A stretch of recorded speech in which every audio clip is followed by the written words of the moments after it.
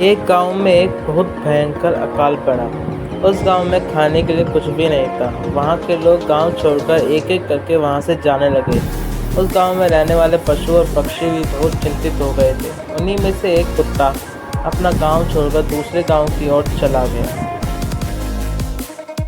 वह गांव हरा भरा था। उस गांव में किसी चीज़ की किसी के पास कोई कमी नहीं थी। उस गांव में पहुंच जाने पर उस कुत्ते को वहां एक ऐसा घर दिखाई दिया जहां पर औरत अपने घर की देखभाल नहीं करती थी।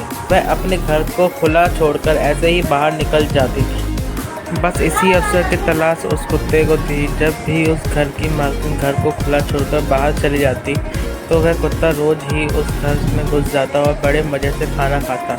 रोज़ अच्छा खाना खाकर वह कुत्ता मोटा हो गया था। लेकिन उस बेचारे कुत्ते के साथ एक नई मुसीबत खड़ी हो गई।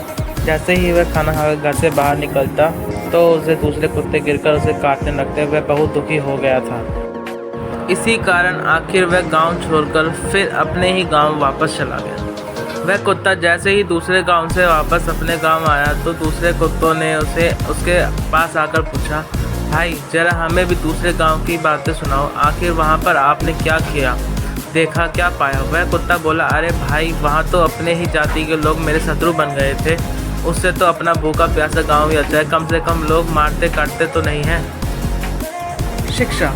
जैसे कि हमने इस कहानी में पढ़ा कि किस तरह वह कुत्ता दूसरे गांव जाता है और उसके साथ कैसा व्यवहार होता है। इसलिए हम जिस जगह पर हैं वहाँ ठीक है, दूसरी जगह जाएंगे तो हम वहाँ अलग ही नज़रिया देखने को मिलेगा।